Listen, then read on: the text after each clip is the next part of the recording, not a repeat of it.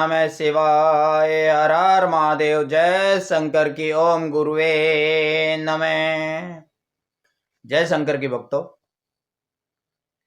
पिछले सत्संग में हमने 3 अंक तक के बता दिए थे, लेकिन 3 अंक के बारे में कुछ शेष विषय रह गया था। तो जो ये अंक हैं 0 से लेकर 1 2 3 4 5 6 7 8 9 तक, ये हमारे जीवन में उथल पुथल मचाते हैं। एक तो कुंडली ज्योतिष है, कुंडली देखकर बता देता है। एक अंक ज्योतिष है। अंकों का हमारे जीवन में बहुत ही ज्यादा महत्व है। पंडित ज्योतिष एक चकोर में अंक इस तरीके से स्थापित करके तबीज बनाकर आपको दे देते हैं और आपकी समस्या का निदान हो जाता है। यह शाश्वत सत्य है। अब हम लोग इन कलाओं पे, इस विद्या पर विश्वास नहीं करते आधुनिक पढ़ाई के साथ साथ, तो वो बात अलग है। विश्वास करना ना करना तो विचारधारा है, लेकिन इनका महत्व है। इसलिए इन अंकों का कुछ विशेष सूक्ष्म तरीके से मैं आपको महत्व बता रहा हूं। तो आज का विषय है 3 अंक का।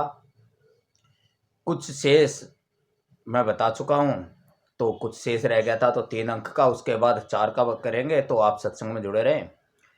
तो चलते हैं, शुरू करते हैं आज के विषय को। 3 नाड़ियां होती हैं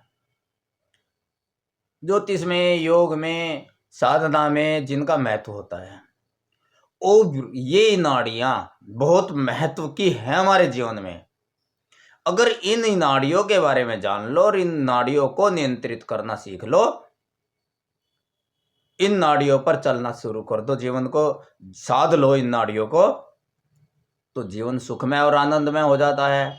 तो कौन सी है 3 नाड़ियां? इड़े नाड़ियां। ईड़ा को चंद्र नाड़ी भी कहते हैं। और एक है पिंगला, जिसे सूर्य नाड़ी कहते हैं। और एक है सुषुम्ना नाड़ी। तो ईड़ा नाड़ी की बात करते हैं।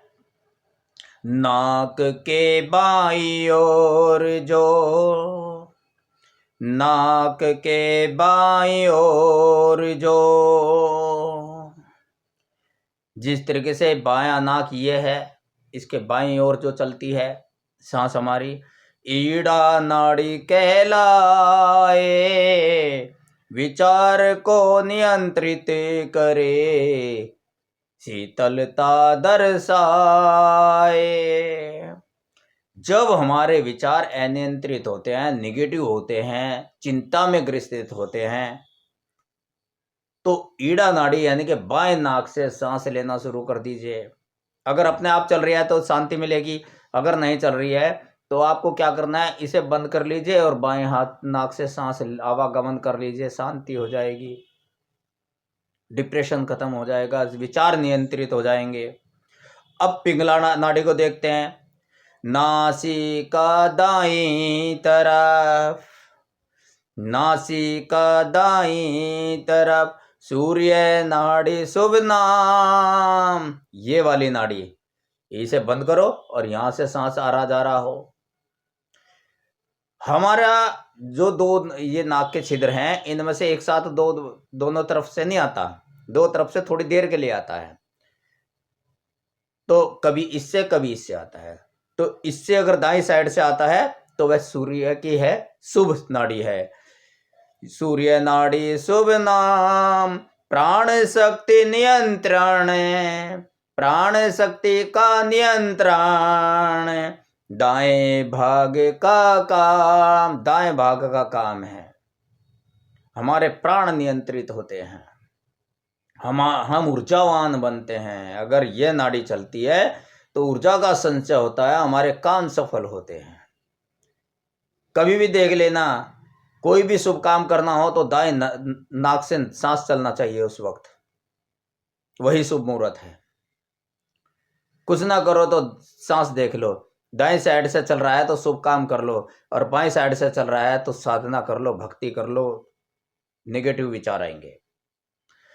सुषुम्ना नाड़ी, मध्य नाड़ी को जानिए। मध्य नाड़ी जिस वक्त दोनों नाकों से सांस का आवागमन हो रहा हो, सांस दोनों नाकों से चल रही है, दोनों छिद्रों से चल रहे हो, उसे कहते हैं सुषुप्ना नाड़ी।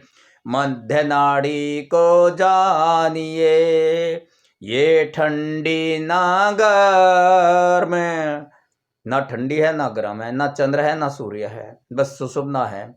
तालमेल करती दो ज्ञान प्रकाश का मार्ग। जब सुषुप्ना नाड़ी चलती है तो हमें सारे मार्ग दिखने लगते हैं, हमें सदमार्ग भी दिखता है कि क्या अच्छा क्या बुरा, क्या है क्या होना चाहिए क्या नहीं, यानी कि निर्णायक मनुष्य को बना देती है, यानी कि राजयोग प्राप्त हो जाता है। तो इसीलिए ध्यान योग का तात्पर्य यही है कि ध्यान योग करो। ध्यान योग से, मंत्र जाप से, पूजा आराधना से सुषुप्ना नाड़ी चलनी ज्यादा शुरू हो जाती है। और अगर सुषुप्ना नाड़ी ज्यादा ध्यान लगेगा, पूजा पाठ में मन लगेगा, तब ये सुषुप्ना नाड़ी जागृत होगी, तो आप जो भी मन में मांग रहे हो प्रभु से वो पूर्ण हो जाएगा। वरदान देने वाली नाड़ी है ये। तो देखो कितना महत्व हमारे जीवन में है, आनंद में जीवन हो जाता है इन तीनों नाड़ियों के तालमेल से, ज्ञान से। तीन मुखी रुद्राक्ष, तीन गुणों से युक्त यह उद्भव पालन संहार, त्रिकाल दृष्टा हो मनोज, तेजस्वी हो व्यवहार। तेजस्वी बना देता है, तीन मुखी रुद्राक्ष धारण करने से तेजस्वी हो जाता है, वह ज्ञान का प्रकाश आ जाता है उसके अंदर। तीन श्रेणी के मनुष्य होते हैं, निम्न श्रेणी के जन यहाँ भय से करे न काम, बीच विघ्न के आते ही छोड़े अधूरे काम। निम्न श्रेणी के जो व्यक्ति हैं उन्हें जरा सा डर लगा तो वो काम अधूरा छोड़ देते हैं, बीच में छोड़ के भाग जाते हैं, कायर होते हैं ये लोग।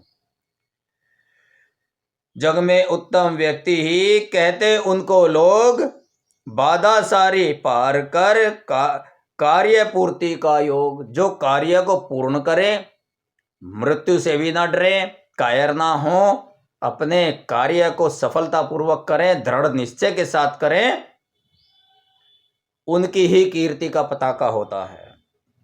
तो इस तरीके से निम्न, मध्य और उच्च कोटि के तीन तरह के प्राणी होते हैं। तीन ऋण होते हैं, देव ऋण, ऋषि ऋण, पितृ ऋण।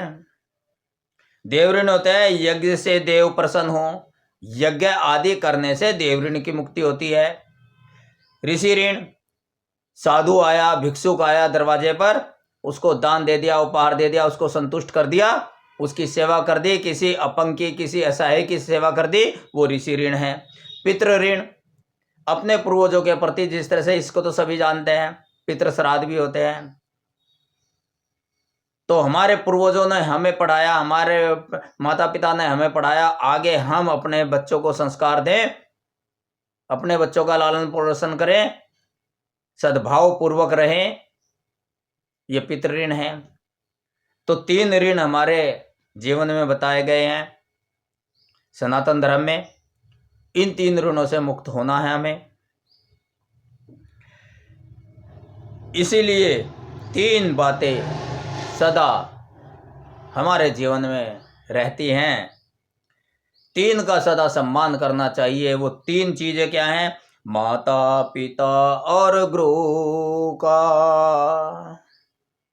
किसका सम्मान करना चाहिए? तीन चीजों का, माता पिता और गुरु का सदा करो सम्मान, माता पिता और गुरु का सदा करो सम्मान, आयु विद्या यश मिले। माता का सम्मान करने से आयु मिलती है, पिता का सम्मान करने से विद्या मिलती है, गुरु का सम्मान करने से यश मिलता है। आयु विद्या यश मिले, बनो सदा बलवान, बनो सदा बलवान। और तीन चीजों से हम काम करते हैं, वो तीन चीज कौन सी है? देख लेना, इन तीन चीज के अलावा कुछ नहीं है। तीन ही चीजें हमारे काम में प्रयोग होती हैं, तीन चीजों से ही हम कर्म काम क्रिया करते हैं। वो कौन सी है? मनसा वाचा कर्मणा, मनसा वाचा कर्मणा, मन से वचन से बोलकर, कर्मणा हाथों से शरीर से करके, मनसा वाचा कर्मणा हो पवित्र कर काज, शक्ति प्रभु से पाओगे। पवित्र होकर, मन से भी, वचन से भी और कर्म से भी पवित्र होकर ही आप अगर काम करोगे तो शक्ति प्रभु से पाओगे। सुलभ होए सब काम, सुलभ होए सब काम। 3 नुकसान हमारे जीवन के होते हैं, कौन से? अपूज्य की पूजा जहां। कब होते हैं नुकसान? अपूज्य की पूजा जहां, अयोग्य की पूजा करने से, अयोग्य का सम्मान करने से, अयोग्य पुरुष को दान देने से। तो अयोग्य की पूजा जहां, पूज्यों का अपमान और पूज्य गुरुओं का अपमान होता है। देखो, कोई अच्छा ब्राह्मण आ गया, उसका भी अपमान कर देते हैं। कुछ समुदाय ने तो ठेका ले रखा है ब्राह्मणों का, ऋषियों का, साधु संतों का, ज्ञानियों का अपमान करने का, पूजनियों का अपमान करने का। YouTube पे भी बहुत आते हैं। तो अपूज्यों का पूजा की पूजा जहां, पूज्यों का अपमान, मृत्यु काल और डरे वहां। अकाल मृत्यु का भी भय रहता है। मृत्यु अकाल और डरे वहां होए 3 नुकसान।